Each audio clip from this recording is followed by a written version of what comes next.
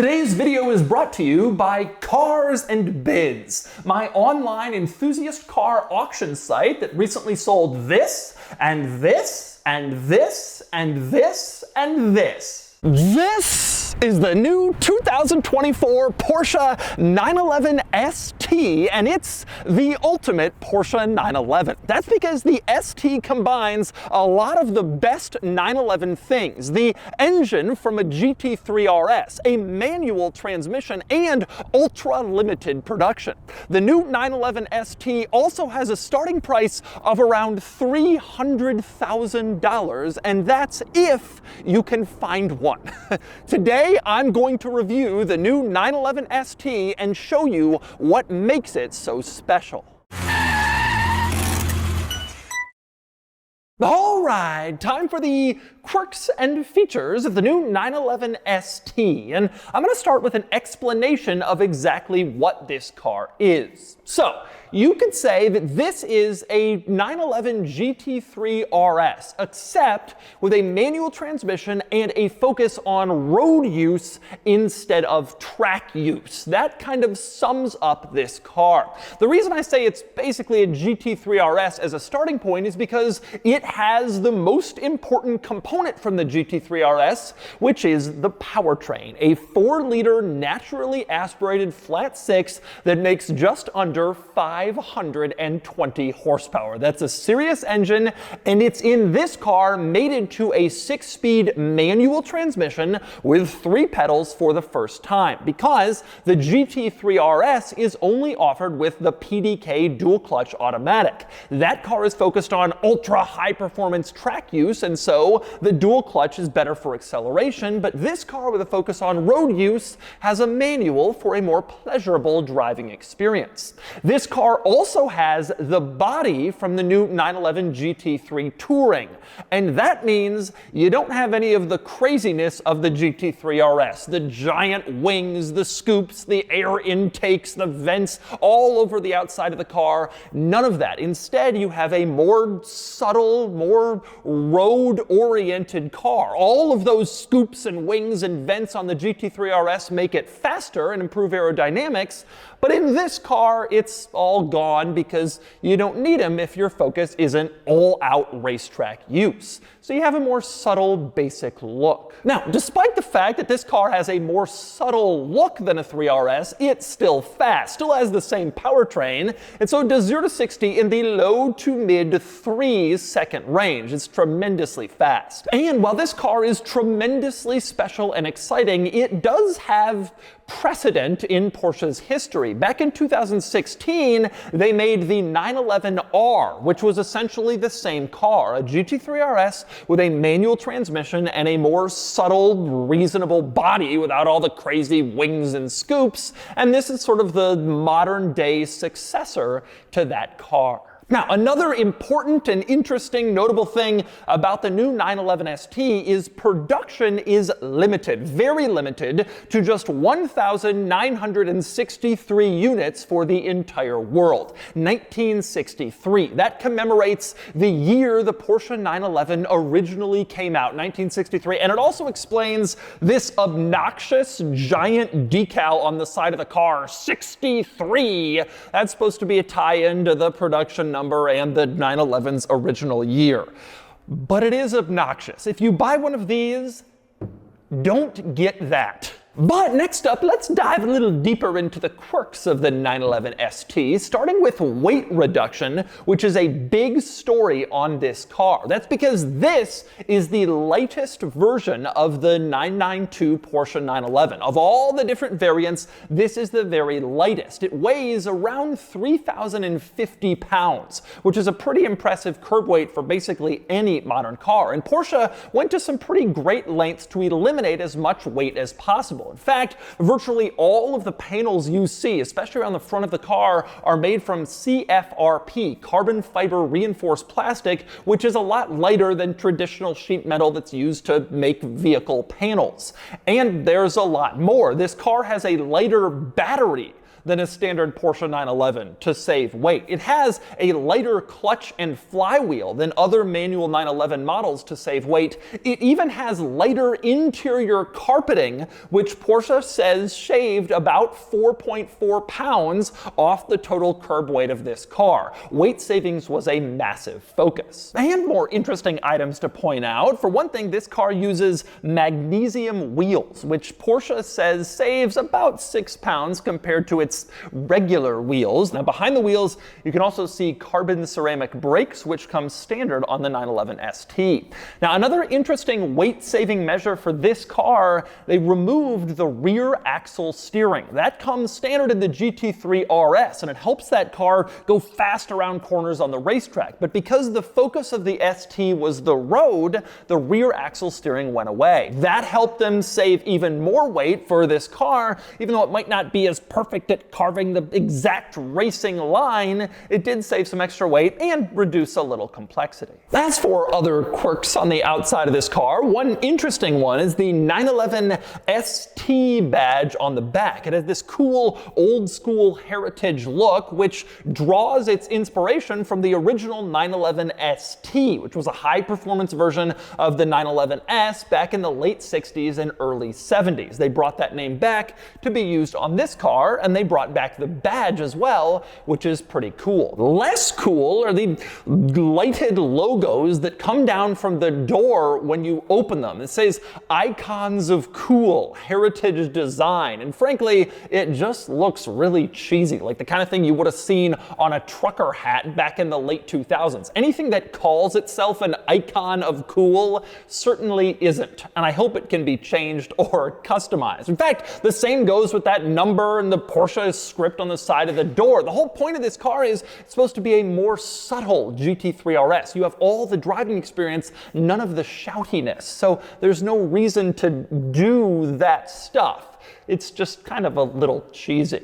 But other interesting things on the outside of this car, for one, this little spoiler, a gurney flap as it's called, is only on the 911 ST. The GT3 Touring has a similar rear spoiler. It comes up at a lower speed. In this car, by adding the gurney flap, it means the spoiler doesn't have to deploy until the car reaches a higher speed, and frankly, gives it a little bit of a distinctive touch on the back. Otherwise, this car looks fairly similar to a 911. A lot of Porsche people will know instantly it's something special, but most people will just see a 911, which is the cool part, except it's pretty obvious when you hear it what it is. You got these two massive center exhausts back here, clearly a very special car, and it sounds it too. Take a listen.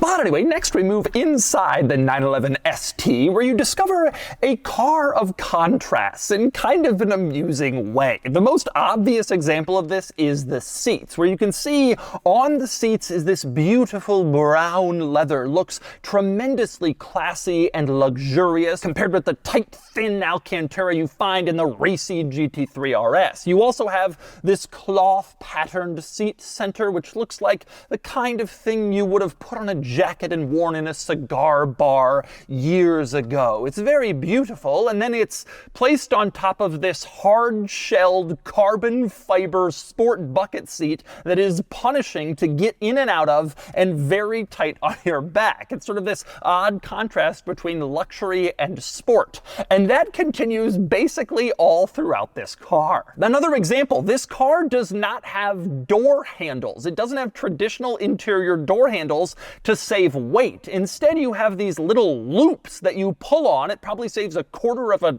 pound, but the loops are finished in stitched leather. In other Porsche models with these loops, they're like nylon, but here you have this ultra weight-saving measure ditching door handles, but then you put it in leather, so it's like a luxury weight savings, which seems unusual. Then you look around and see a lot more of this stuff. Beautiful brown leather on the dashboard stitched around the climate control vents to look gorgeous and classy. A two-tone leather center console lid with Porsche embossed into the leather. And yet they've removed the back seats so they could put in a carbon fiber roll cage. That's such an insane contrast. All this gorgeous luxury leather, and then you look back there and it's like, oh yeah, a carbon fiber roll cage. Now, it's worth pointing out that the US versions of this car will not offer this roll cage from the factory for regulatory purposes. The US government doesn't let you import cars with a roll cage as road cars because they think that's a race car thing. But the point is, it's available on the ST, at least in Europe, and that's how the car was designed. And worth pointing out, even on the US cars, the back seats are gone, though they're not replaced with the roll cage. Now, in the center of this interior, you have probably the most important part, which is the gear selector. Like I said, 6-speed manual transmission, manual only in this car, and a 6-speed like the 911 GT3 rather than a 7-speed like other manual Porsche 911 models. Now, this is a stubby little gear lever, as you can see. No tall thing with big throws, just short and very precise. More on that when I drive the car in a little bit. But it's worth pointing out that when creating this car, Porsche shortened the gear ratios and decreased the size of the clutch and flywheel. The result is you're constantly shifting and you can rev incredibly quickly. It's maybe not the best if you want to actually maximize performance,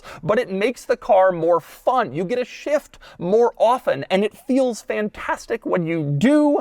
And isn't that the entire point of this car? And next up, another change compared to other 911 models is the green glow of the gauges. You can see in the gauge cluster, the fixed gauge and also the screen gauges, they all glow this sort of retro light green to give this car kind of a vintage old school feel. Same deal with the sport chrono display on the dashboard, also has a green glow to it, which looks sort of vintage old school and cool. And speaking of that vintage look, on the dashboard of the 911 ST on the passenger side, you have this old vintage 911 logo and also a serial number of exactly where your car falls in the 1963 unit production range of this car. But worth pointing out that aside from some of the stuff I named, this is a fairly similar interior to other 911 models. And so that means you have your climate controls right here in the center, split up from the center screen. They have their own dedicated area with switches and dials rather than a menu on a screen, which is of course nice to see. Above that, you have these 5 switches in the center, which adjust your axle lifter, your suspension, hazard lights, and then 2 flavors of traction and stability control off. And above that, you have your center infotainment screen, which will be similar to other ones in other 992 Porsche 911s. It works fine, not the biggest in the industry or the most advanced or high tech, but responsive to your touch, easy to use, easy to figure out, intuitive, and that's not really what this car is all about anyway. It has a screen, it works well, it doesn't have to be a technology leader, it's already a enthusiasm leader. Now, worth pointing out the other screen situation in this car, and that would be the gauge cluster. You have in the center a fixed gauge, 1. That's your tachometer, and inside that you have a digital readout for your speed. But on either side of that fixed tachometer, you have screens, and these are other gauges that can be adjusted to show various different readouts depending on what you want to see. Or you can just keep them like gauges and it looks like you have an old school 5-gauge display like a lot of Porsche cars have,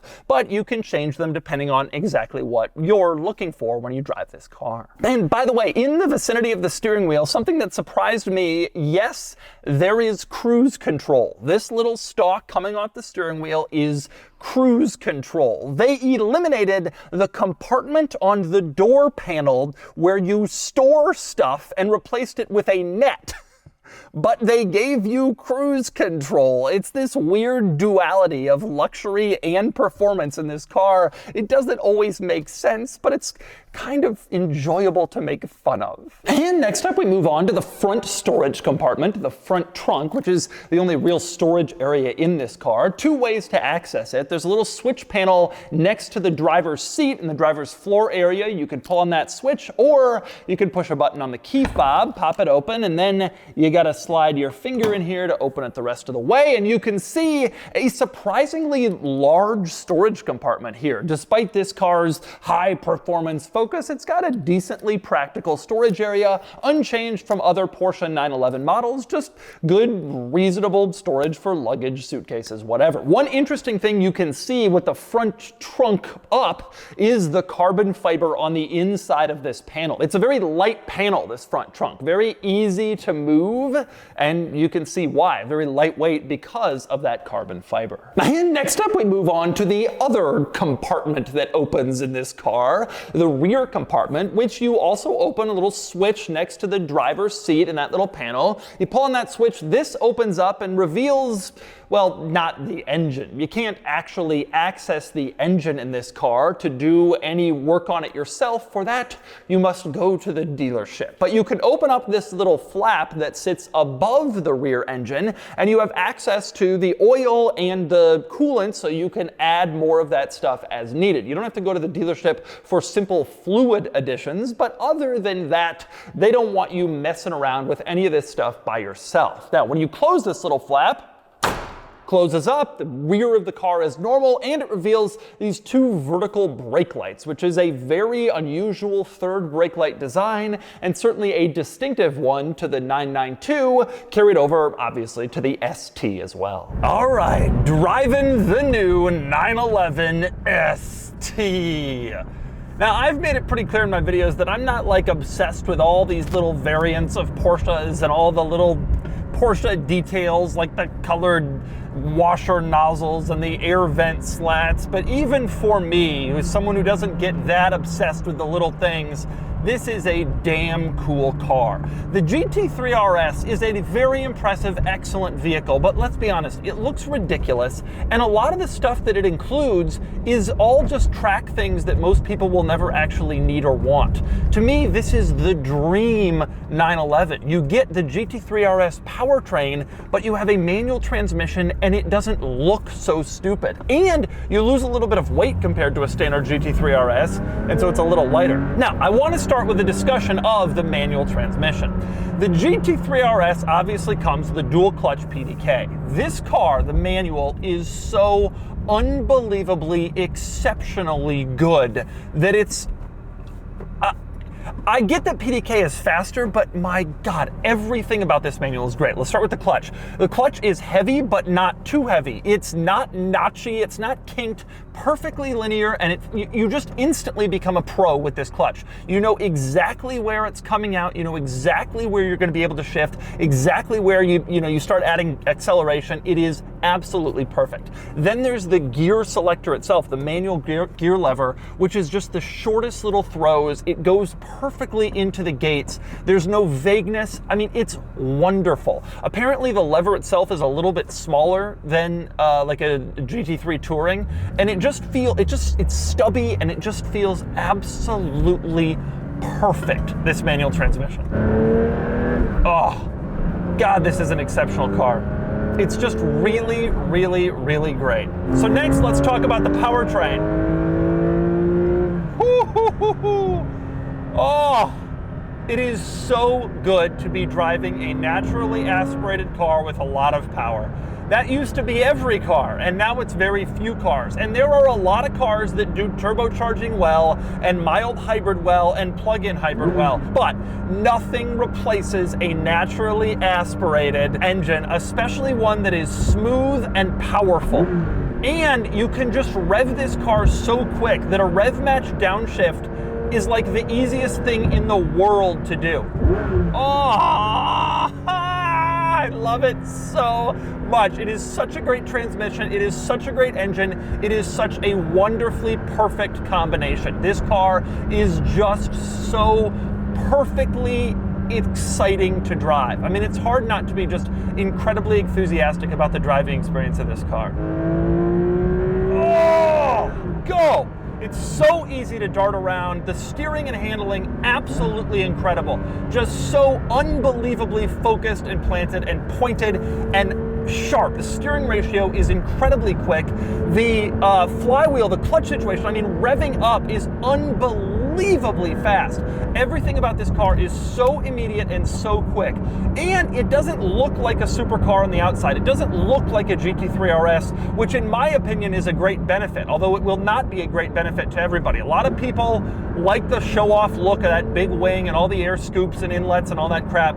Not me. This car is like the perfect thing because you get the GT3 RS powertrain, but you get a subtle body and you get a manual transmission. Now, you're gonna ask if there are drawbacks, and there are a couple. The biggest is the ride quality. This car is harsh. Man, is it a punishing ride to look like you're driving a regular 911. And then of course the other drawback is the cost. This car is tremendously expensive, $300,000 sticker price, but as anyone knows, that's laughable. These cars are gonna be $100,000, $200,000 over sticker. And frankly, as I sit here driving this car, and as I think about the rarity and the driving experience and the feel, $500,000 for one of these doesn't seem so insane. And I know that sounds insane on its face, but it's just so, oh, it's so good. It's so fast, it's so perfect and easy to position. There are very few cars that feel as good as this one. I mean, this car is a rival to any great modern supercar, a 488 Pista or whatever. It just has 3 pedals, and that adds so much to the appeal. This might just be the perfect 911 if you're not necessarily the type of person who wants their 911 to be some crazy standout winged thing. For a driving experience road car, this is just absolutely perfect. Probably the very best Porsche 911 I have ever driven, ever, of all time. Eclipsing even my favorite 996 GT2 and 993 Turbo. This car is just so perfect. It's gonna cost you, but it is just so wonderfully perfect and fantastic to drive. And so that's the new 2024 Porsche 911 ST. Wow, this car has a punishing ride and a very high price tag, but those are the only real drawbacks against a significant amount of benefits. The driving experience is truly amazing, basically unparalleled. The manual transmission, the low production volume, this is a truly special car, and I think it will go down as one of the greatest 911 models of all time. And now it's time to give the new 911 ST a DougScore. And the DougScore is here, 71 out of 100, which places the 911 ST here against other new high-performance sports cars and supercars. The ST really dominates. Its score ties the fabled Carrera GT, though the Carrera GT does better in the all-important weekend categories. The 911 ST also ranks higher than any other 911 I've ever tested. That makes sense, though, because the 911 ST is the best 911 I've ever tested. It's a truly sensational car that drives fantastically, and my only wish is that they made a lot more of them, and I wish that market forces wouldn't send the price to stratospheric levels, which is sure to happen soon.